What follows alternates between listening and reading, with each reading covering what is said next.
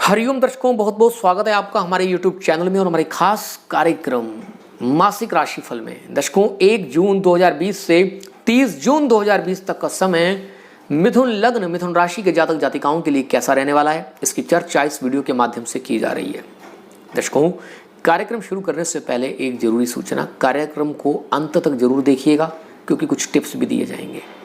दूसरा, यहाँ जो कुछ भी आपको बताया जा रहा है मात्र ग्रहों की गोचर गणना के अनुसार बताया जा रहा है, सटीक भविष्यवाणी के लिए। आपको अपनी जन्म कुंडली के अंदर चल रही दशाओं अंतरदशाओं का, किस ग्रह की महादशा चल रही है, किस ग्रह की अंतरदशा चल रही है, यह सब जानना, प्लस वार्षिक कुंडली में इस समय में कौन से योग प्रभावी हो रहे हैं उसका भी ज्ञान होना परम आवश्यक है। तभी आप इस वीडियो का समन्वय करके एक बेहतर भविष्यवाणी की तरफ पहुंच सकते हैं। दर्शकों, यहाँ सबसे पहले बात करते हैं ग्रहों के राजा सूर्य देव की। मिथुन लग्न मिथुन राशि के जो जातक हैं उनके लिए सूर्य देव पराक्रम भाव के मालिक होते हैं, छोटे भाई बहनों पर आधिपत्य रखते हैं आपकी कुंडली के हिसाब से। 1 से 14 जून तक वृषभ राशि में रहेंगे जो कि द्वादश स्थान में बैठे हुए हैं।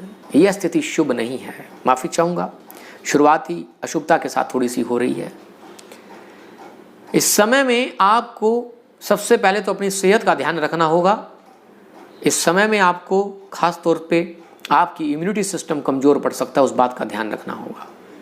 आपका जो जनरल स्वास्थ्य है वह थोड़ा सा प्रतिकूल हो सकता है, इस बात का ध्यान रखना होगा।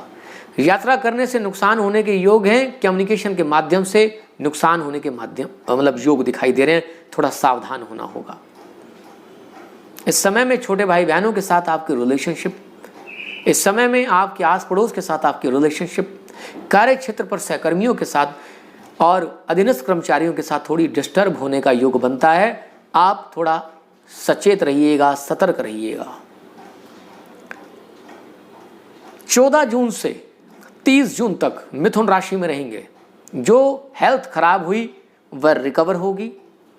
हालांकि फिजिकली आप फिट महसूस करेंगे, लेकिन इंटरनल तौर पर फिर भी थोड़ी बहुत कमी बनी रहेगी, ऐसी संभावना है।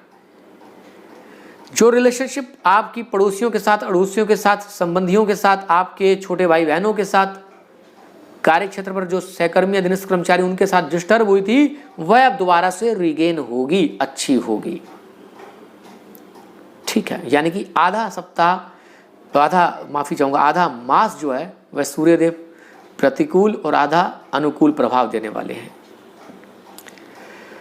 मंगलदेव 1 से 18 जून तक कुंभ राशि में रहेंगे। अब मंगलदेव आपकी कुंडली के अंदर एकादश भाव और षष्ठेश यानी कि 2 तो रोग भावों के स्वामी हैं और लाभ के भी स्वामी हैं। जो उनकी मूल त्रिकोण राशि है वह लाभ की राशि में है, तो कहीं ना कहीं यह मध्यम फलदायी होते हैं मंगलदेव आपके लिए। कुंभ राशि में रहेंगे, कंपटीशन में सफलता का योग बनाएंगे। यह योग कंपटीशन में सफलता को देने वाला होगा। ननिहाल पक्ष से शुभ समाचार दिलाएंगे। आपके बड़े बुजुर्गों के साथ कहीं ना कहीं कुछ उनको संघर्ष करना पड़ सकता है, सेहत का भी आपको उनकी ध्यान रखना पड़ेगा। रोग ऋण शत्रु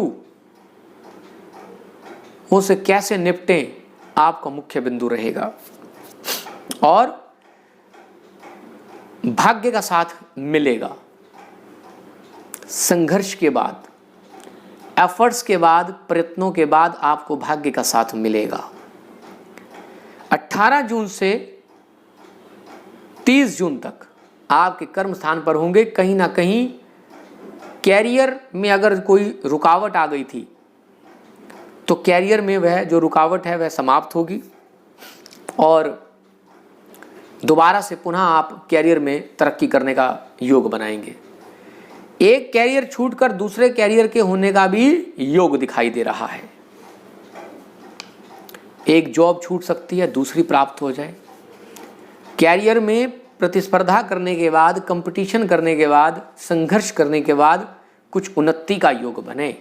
कुछ ना कुछ मेहनत होएगी, कुछ ना कुछ उठापटक होएगी। बुधदेव मिथुन राशि में रहने वाले हैं जो कि एक शुभ योग है। दर्शकों, जब भी मैं बार बार कहता हूं एक सरल और एक महान योग, वो यही होता है कि जब लग्नेश की स्थिति लग्न भाव में हो जाती है या लग्न पर लग्नेश की दृष्टि हो जाती है, लग्न बली हो जाता है, लग्नेश बली हो जाता है, इस समय यह योग बना हुआ है और यह एक शुभ योग है। तो कहीं ना कहीं स्वास्थ्य को लेकर जो मैंने कहा उसमें आपको राहत मिलेगी। बुधदेव अपने स्वास्थ्य की रक्षा करेंगे आपके। यहां पर राहु महाराज बैठे हैं, थोड़ा सा ओवर कॉन्फिडेंस बनाएंगे, आपकी बुद्धि अलग इमेजिनेशन के लेवल पर जा सकती है। चलिए, युति का प्रभाव मैं बाद में बताऊंगा, अभी फिलहाल एक पर्टिकुलर ग्रह के हिसाब से बता रहा हूं, वो सुनिए आप। स्वास्थ्य की रक्षा होगी और कुंडली में जो भी इस समय में अशुभ योग बनेंगे उनसे आपको बचाव होने का कोई ना कोई उपाय मिल जाएगा। आपकी बुद्धि से आप कोई युक्ति लगा लेंगे जिससे आप उन समस्याओं से परे हो जाएंगे, दूर हो जाएंगे। शुभ योग है। बृहस्पति देव की अगर हम बात करें तो वह अष्टम भाव में बैठे हैं। केंद्राधिपति दोष आपकी कुंडली में लग चुका है और उसके बाद यह अष्टम भाव में बैठे हैं। कैरियर को लेकर थोड़े सेटबैक दोबारा से बन सकते हैं। पुश्तैनी कार्यों के साथ जुड़कर अपने कैरियर की कोई शुरुआत कर सकते हैं और इस समय में कोई पुराना अटका वरों का हुआ काम होगा तो उसकी तरफ आपका ध्यान लगा रहेगा।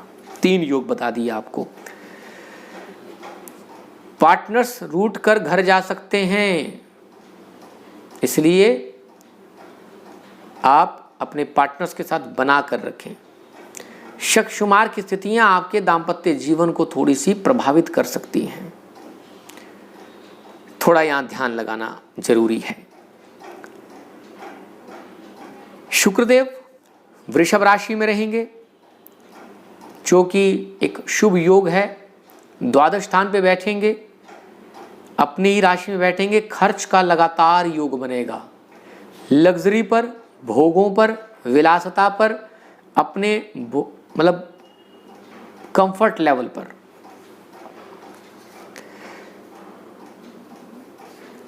संतान पर, ज्ञान पर, एंटरटेनमेंट के साधनों पर, यहां पर खर्च होता हुआ दिखाई देगा। प्रेम प्रसंगों पर खर्च होता हुआ दिखाई देगा। अपनी रिलेशनशिप को बनाए रखने का प्रयास करने के लिए आप खर्च अधिक करेंगे। शनिदेव मकर राशि में रहेंगे, जो कि अष्टम भाव में बैठे हुए हैं, आपके भाग्येश और अष्टमेश होते हुए।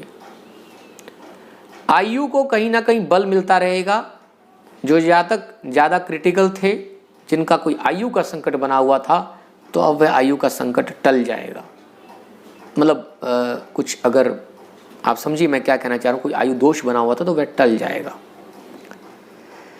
अकल्ट साइंस में प्रैक्टिस करने वालों के लिए यह शुभ समय रहेगा। पुराने मैटर्स के अंदर कुछ ना कुछ प्राप्ति का योग बनेगा। राहुदेव मिथुन राशि में बैठकर आपकी बुद्धि को भ्रांत करेंगे, सपनों की दुनिया में ले जाएंगे, हकीकत से बाहर करेंगे। इसलिए हकीकत पर, जमीनी हकीकत पर रहना जरूरी है। ग्राउंड रियलिटी पर काम करना जरूरी है। जमीन पर अपने पांव रखकर कार्य करें। दर्शकों, केतु महाराज 7th हाउस में बैठकर एक पार्टनर्स के साथ अलगाव होने का योग बना रही है। थोड़ा संभलना होगा। पार्टनर्स के साथ शक शुमार ना रखें, पार्टनर्स के साथ बना कर रखें। अपनी तरफ से प्रयास करते रहें, नहीं तो गलत डिसीजन लेने के कारण कुछ गड़बड़ भी होने का योग हो सकता है। यह योग लगभग सितंबर तक रहेगा। आगे बढ़ते हैं। दर्शकों, यह था ग्रह गोचर का प्रभाव। अब बताते हैं तिथियों के हिसाब से कहाँ कहाँ आपका रुझान रहने वाला है। उससे पहले बताते हैं शुभ तारीखें। इस मास की शुभ तारीखों में से हैं 7, 8, 14 और 15 जून। कुछ सावधान राशियां जहां चंद्रबल कमजोर रहेगा वह बनती हैं 1, 2, 9, 10, 19, 20, 28 और 29 जून। तिथियों के हिसाब से जो आपका रुझान रहने वाला है वह रहने वाला है 1, 2, 28, 29 तारीख को खास तौर पर क्या होगा, चंद्रबल कमजोर रहेगा, मन में चंचलता अधिक रहेगी, महत्वपूर्ण निर्णय लेते समय आपको थोड़ा सावधान रहना होगा। 3, 4, 30 तारीख संतान संबंधी खुशियां और धन संबंधी मामलों में सफलता का योग, एंटरटेनमेंट की तरफ आपका ज्यादा झुकाव और ध्यान, प्रेम प्रसंगों में सफलता का योग। 5 और 6 तारीख आपके लिए रोग ऋण शत्रुओं को बढ़ाने वाली रहेगी, जो जमा पूंजी भी है वो भी कहीं ना कहीं खर्च का योग बन सकता है, सावधान रहें।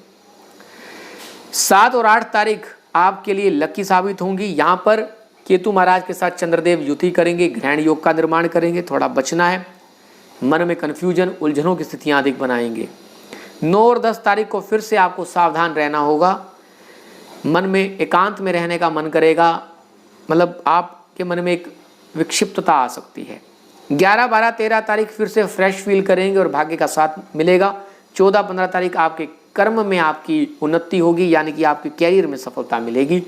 16, 17 और 18 तारीख आपके लिए विशेष साबित होगी।